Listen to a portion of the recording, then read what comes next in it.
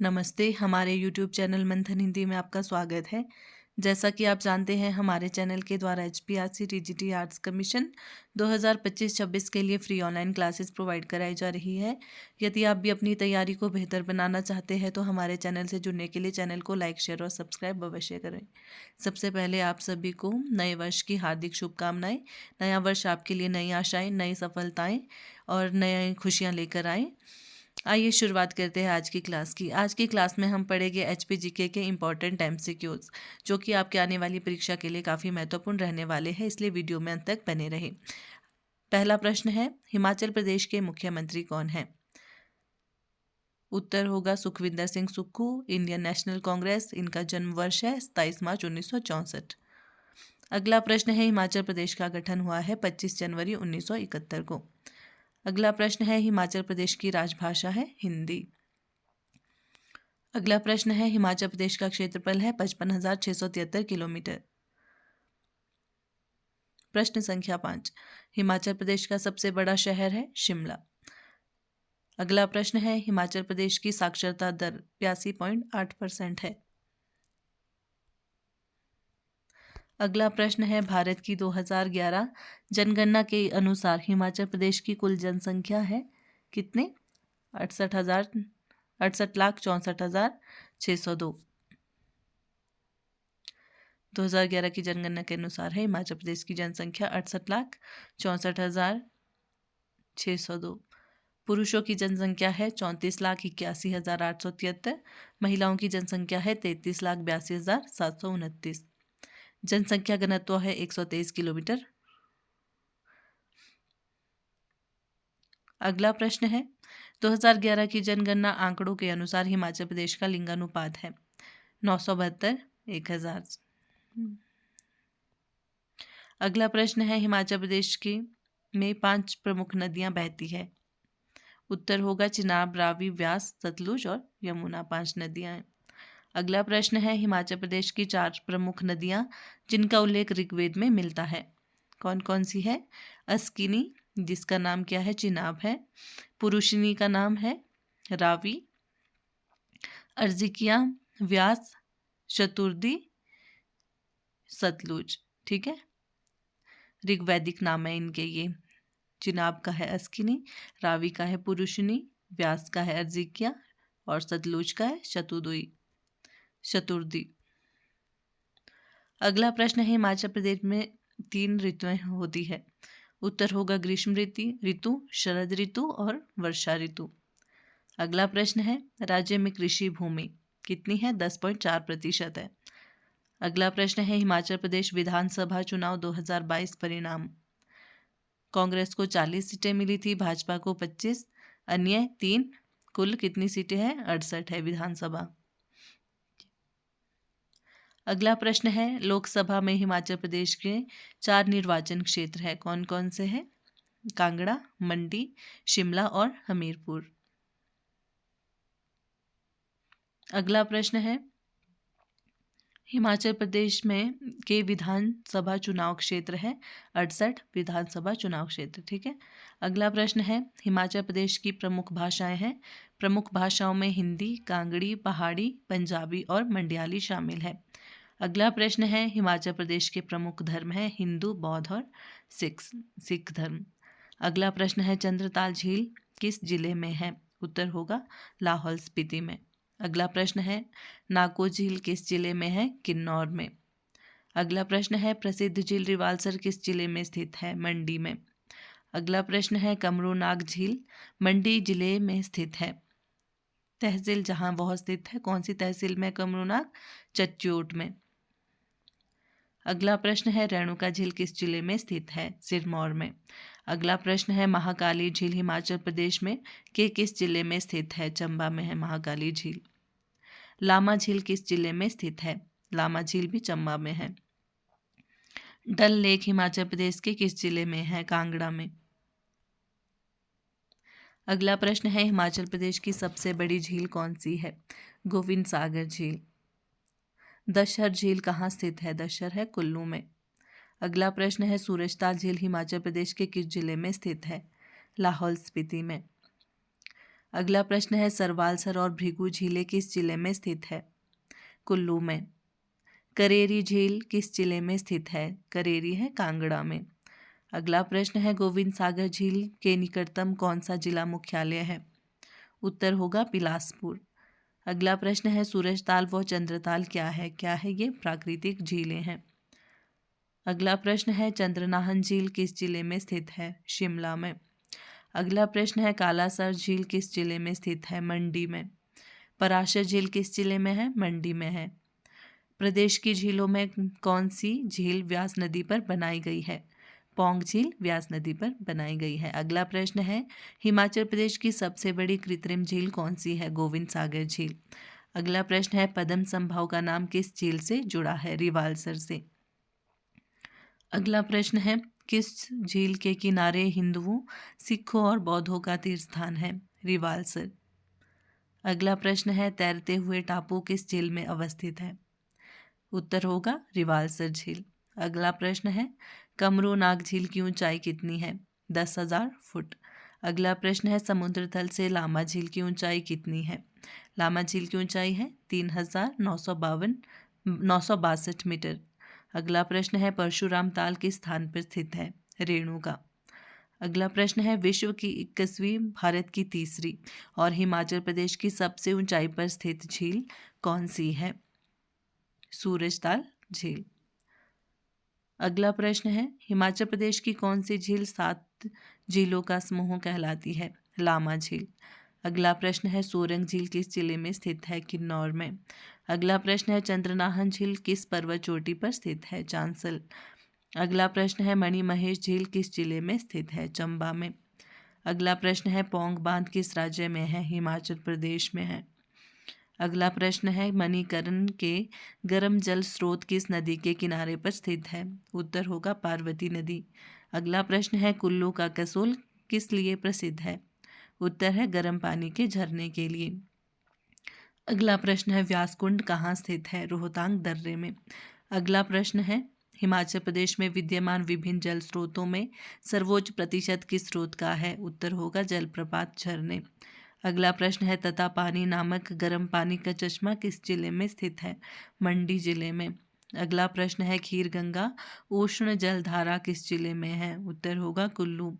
अगला प्रश्न है प्रसिद्ध चैडविक झरना कहाँ पर है? शिमला में स्थित है। अगला प्रश्न है सुप्रसिद्ध गंधक चश्मा वशिष्ठ व्यास नदी के किनारे किस जिले में स्थित है? कुल्लू जिले में। सतलुज नदी पर ज्यूरी पुल का निर्माण कब किया गया था? 1889 ईस्वी में।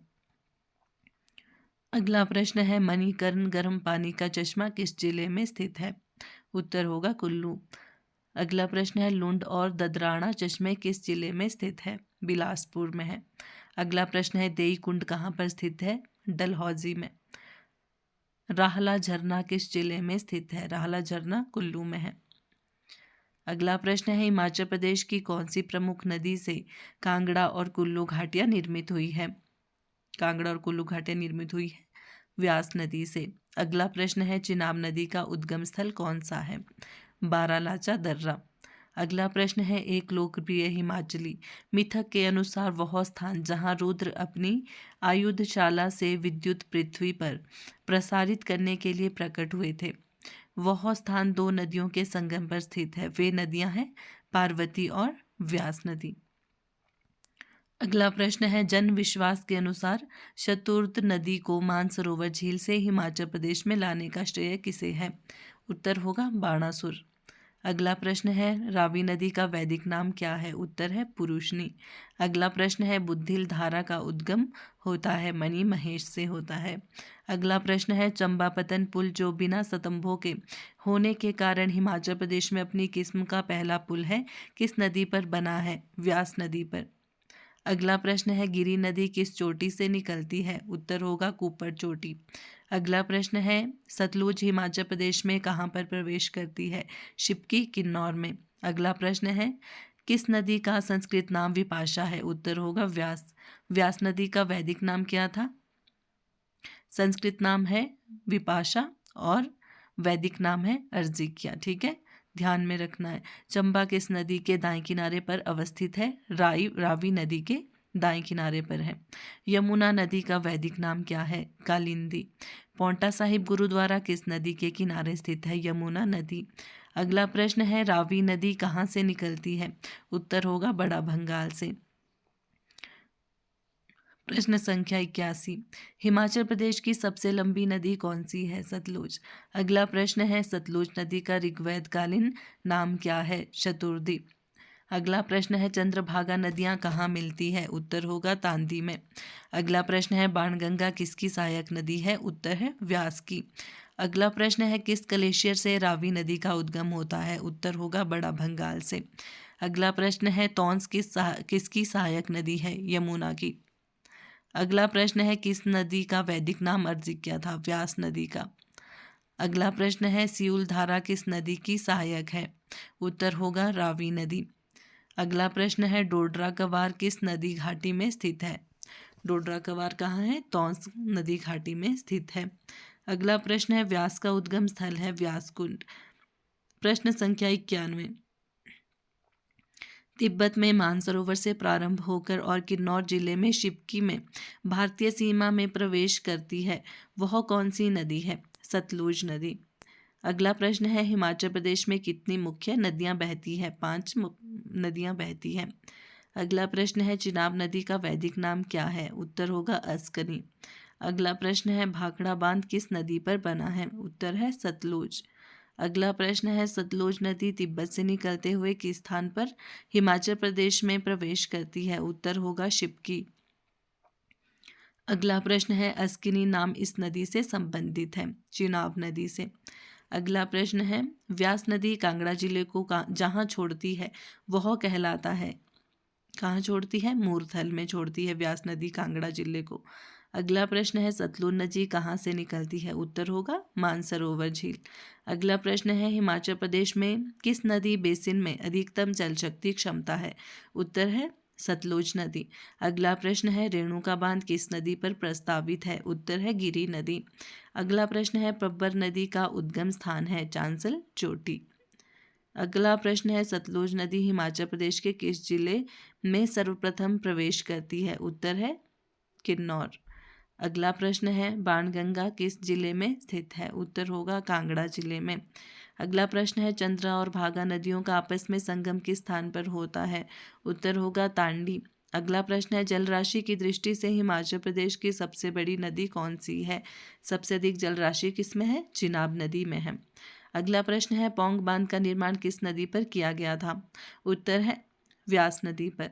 अगला प्रश्न है, वैदिक काल में किस नदी को पुरुषनी के नाम से जाना जाता है? उत्तर क्या होगा? रावी नदी को पुरुषनी के नाम से जाना जाता है। अगला प्रश्न है, ग्लेशियर निर्मित भांदल व दंतगिरी धाराएं किस नदी का निर्माण करती है? उत्तर है रावी नदी की, भांदल और दंतगिरी धाराएं। अगला प्रश्न है, व्यास नदी किस स्थान पर मैदानी भाग में प्रवेश करती है? उत्तर होगा मीरथल में। अगला प्रश्न है, यमुना नदी का उद्गम किस राज्य में है? उत्तर होगा उत्तराखंड। अगला प्रश्न है, व्यास नदी किस स्थान पर पूर्व से पश्चिम की ओर बहती है?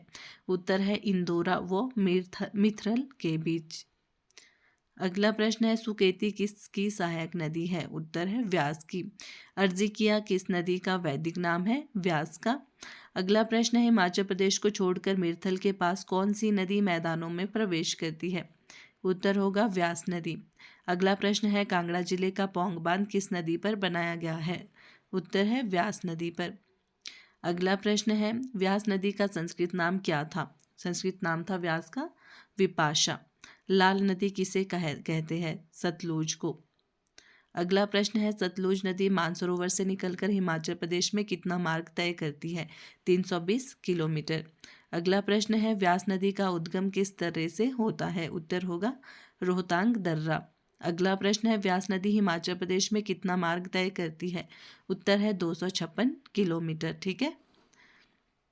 पब्बर नदी का उद्गम स्थल कौन सी झील है? उत्तर है चंद्रनाहन झील। अगला प्रश्न है, हिमाचल प्रदेश में रावी नदी कुल कितना मार्ग तय करती है? उत्तर है 158 किलोमीटर। अगला प्रश्न है, सैंज तीर्थन और मलाणा आदि खड्डे प्रदेश के किस जिले में है? उत्तर है कुल्लू जिले में। अगला प्रश्न है हिमाचल प्रदेश में चिनाब नदी का प्रवाह क्षेत्र कितने किलोमीटर में है? 122 किलोमीटर में। अगला प्रश्न है हिमाचल प्रदेश की सबसे पूर्वीय नदी कौन सी है? पूर्वीय नदी है यमुना। प्रश्न संख्या 126, यमुना नदी का पौराणिक संबंध किससे है? उत्तर है सूर्य से। अगला प्रश्न है गिरी गंगा किसकी सहायक नदी है? उत्तर होगा यमुना की। अगला प्रश्न है पब्बर किसकी सहायक नदी है? यमुना की। अगला प्रश्न है यमुना नदी किस स्थान पर हिमाचल प्रदेश से निकलकर हरियाणा में प्रवेश करती है? उत्तर होगा ताजेवाला। गिरी गंगा किस स्थान पर यमुना नदी में विलय होती है? उत्तर है रामपुर घाट में। अगला प्रश्न है तौंस नदी किस स्थान पर यमुना नदी में विलय होती है? उस स्थान से यमुना हिमाचल प्रदेश में प्रवेश करती है। उत्तर है खोदरी में। अगला प्रश्न है बसपा किसकी सहायक नदी है? सतलुज की। अगला प्रश्न है दुलिंग, सोलदांग और गंभर किसकी सहायक नदी है? ध्यान में रखना है सहायक नदियां सतलुज की है दुलिंग, सोलदांग, गंभर। अगला प्रश्न है किस स्थान पर व्यास नदी का पानी सुरंग से सतलुज में मिलाया जाता है? उत्तर होगा पंडोह। अगला प्रश्न है सतलुज नदी बिलासपुर जिले के किस स्थान पर प्रवेश करती है? कसोल। अगला प्रश्न है सतलुज की सबसे बड़ी सहायक खड्ड कौन सी है? उत्तर है सीर। अगला प्रश्न है सतलुज की सहायक नदी अली खड्ड अर्की के किस गांव से निकलती है? उत्तर होगा मांगू। अगला प्रश्न है सतलुज नदी मंडी जिले में कहाँ से प्रवेश करती है? उत्तर है फिरनू। अगला प्रश्न है 1809 की सिखों व अंग्रेजों के बीच की संधि का आधार कौन सी नदी है? उत्तर है सतलुज नदी। अगला प्रश्न है न्यूगल, फुजल, मलाना, सरवारी, कुनाहा और मान किसकी सहायक नदियां हैं? व्यास की। ध्यान में रखना है व्यास की है न्यूगल, फोजल, मलाना, सरवारी, कुनाहा और मान। अगला प्रश्न है देहर, चक्की, ऊहल, सुकेती, बाणगंगा किसकी सहायक नदियां हैं? उत्तर होगा व्यास की। देहर, चक्की, ऊहल, सुकेती और बाणगंगा व्यास की सहायक नदी है। व्यास नदी किस स्थान से कांगड़ा में प्रवेश करती है? उत्तर होगा संथोल। व्यास नदी किस स्थान से मंडी जिले में प्रवेश करती है? उत्तर होगा बजौरा। अगला प्रश्न है सैंज नाला किस स्थान पर सतलुज में मिलता है? उत्तर है लारजी। अगला प्रश्न है चिनाब नदी लाहौल से निकलकर किस स्थान पर चंबा जिले में प्रवेश करती है? उत्तर होगा भुजिंद। अगला प्रश्न है चिनाब नदी चंबा से निकलकर कश्मीर घाटी में किस स्थान से प्रवेश करती है? उत्तर है संसारी नाला। अगला प्रश्न है हिमाचल प्रदेश की किस नदी में सोना पाया गया है? उत्तर है चिनाब नदी में। अगला प्रश्न है भागा नदी किस स्थान पर जास्कर नदी में मिलती है? उत्तर होगा दारशा। अगला प्रश्न है रावी नदी किस स्थान पर चंबा जिले को छोड़कर अन्य राज्यों में प्रवेश करती है? उत्तर है खेरी। अगला प्रश्न है चिरचिंड, स्यूल, बुढ़ील और टुंडा बजलेड़ी किसकी सहायक नदियां हैं? उत्तर है रावी की। अगला प्रश्न है स्पीति नदी किस स्थान पर सतलुज में मिलती है? उत्तर है खाब। हिमाचल प्रदेश में कौन से क्षेत्र के विविध प्रकार की फसलें उगाने की दृष्टि से पर्याप्त वर्षा होती है? उत्तर होगा चंबा और कांगड़ा में। अगला प्रश्न है हिमाचल प्रदेश में सर्वाधिक वर्षा वाला स्थान है धर्मशाला। अगला प्रश्न है हिमाचल प्रदेश के किस जिले में सबसे कम वर्षा होती है? उत्तर है स्पीति में। अगला प्रश्न है हिमाचल प्रदेश के किस जिले में उच्चतम वर्षा होती है? उत्तर है कांगड़ा। अगला प्रश्न है हिमाचल प्रदेश में वर्षा का औसत क्या है? उत्तर है 1600 मिलीमीटर। अगला प्रश्न है धर्मशाला में औसतन वार्षिक वर्षा कितनी होती है? उत्तर है 3400 मिलीमीटर। अगला प्रश्न है स्पीति में औसतन वार्षिक वर्षा कितनी होती है? उत्तर है 50 मिलीमीटर। किस क्षेत्र में कम वर्षा होती है? उत्तर होगा उच्चतर हिमालय में। हिमाचल प्रदेश का सबसे बड़ा ग्लेशियर कौन सा है? उत्तर है बड़ा शिगड़ी ग्लेशियर। बड़ा शिगड़ी क्या है? उत्तर होगा हिमनद। अगला प्रश्न है बड़ा बंगाल ग्लेशियर में कौन सी नदी का उद्गम होता है? उत्तर है रावी नदी में का। हिमाचल प्रदेश की स्थानीय भाषा में हिमनद को क्या कहते हैं? उत्तर है शिगड़ी। बड़ा शिगड़ी ग्लेशियर से किस नदी को पानी प्राप्त होता है? चिनाब नदी को। अगला प्रश्न है दुधुन और पार्वती ग्लेशियर किस जिले में स्थित है? कुल्लू में। पार्वती नदी को पानी देने वाला मुल्किया या मियार ग्लेशियर किस जिले में स्थित है? उत्तर होगा लाहौल स्पीति। शिमला में कौन सा मौसम दीर्घ राका मौसम कहलाता है? उत्तर है शरद। अगला प्रश्न है, हिमाचल प्रदेश को एग्रो क्लाइमेटिक जोन और फिजियोग्राफिक आधार पर कितने इकोलॉजिकल जोनों में बांटा जा सकता है? उत्तर है 7। अगला प्रश्न है, पर्यटन मानचित्र पर हिमाचल प्रदेश को किस नाम से जाना जाता है? उत्तर है देवभूमि के नाम से। अगला प्रश्न है, कांगड़ा में भूकंप किस वर्ष में आया था? उत्तर होगा 1905 में। अगला प्रश्न है, कांगड़ा में तबाही करने वाला भूचाल कब आया था? 4 अप्रैल 1905। अगला प्रश्न है, सांगला घाटी में अधिकतर साल की एक ही फसल होती है क्योंकि घाटी का वातावरण कैसा है? अति ठंडा है। अगला प्रश्न है, हिमाचल प्रदेश का कौन सा भू क्षेत्र अल्पाइन क्षेत्र के नाम से चिन्हित है? उत्तर है द ग्रेट हिमालय। अगला प्रश्न है, लाहौल स्पीति एवं किन्नौर का वातावरण किस श्रेणी का है? उत्तर है अर्ध मरुस्थलीय। अगला प्रश्न है, शुष्क समशीतोष्ण जिले हैं कौन कौन से? किन्नौर और लाहौल स्पीति।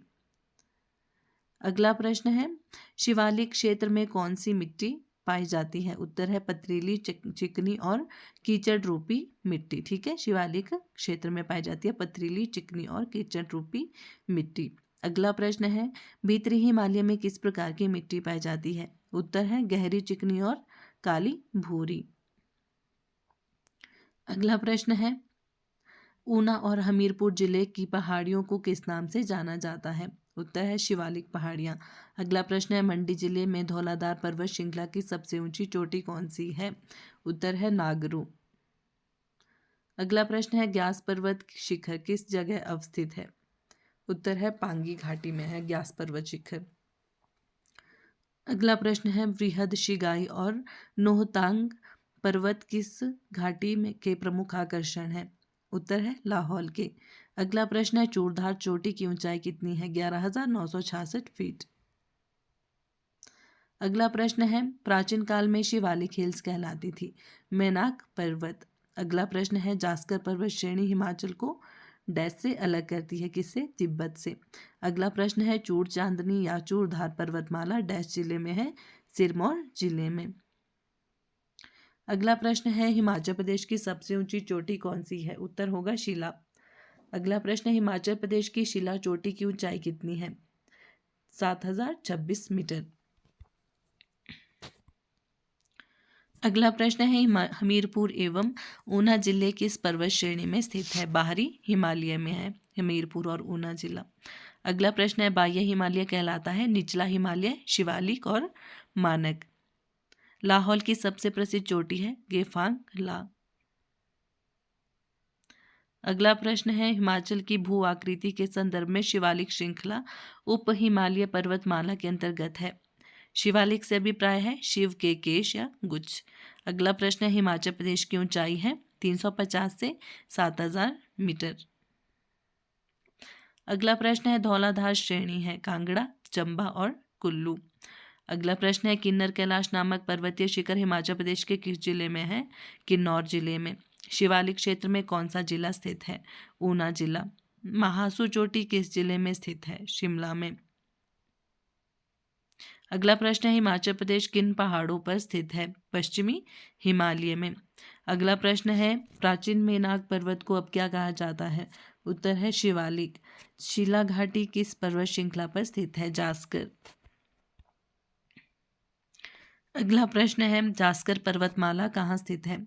उत्तर होगा वृहद हिमालय में। अगला प्रश्न है, जास्कर पर्वत श्रृंखला मुख्यतः किस जिले में पड़ती है? उत्तर होगा किन्नौर जिले में। अगला प्रश्न है, चंबा स्थित कैलाश चोटी की ऊंचाई कितनी है? 5,660 मीटर। अगला प्रश्न है, नैना देवी की पहाड़ियाँ किस जिले में स्थित है? उत्तर होगा बिलासपुर। अगला प्रश्न है, पीर पंजाल पर्वत श्रृंखला मुख्यतः किस जिले में पड़ती है? उत्तर होगा चंबा में। अगला प्रश्न है, शिवालिक पहाड़ियों की अधिकतम ऊंचाई कितनी है? उत्तर है 1,500 मीटर। अगला प्रश्न है, भीतरी हिमालय की अधिकतम ऊंचाई कितनी है? 4,500 मीटर। अगला प्रश्न है, धौलाधार और पीर पंजाल श्रृंखला किस क्षेत्र में पाई जाती है? उत्तर है मध्य हिमालय में।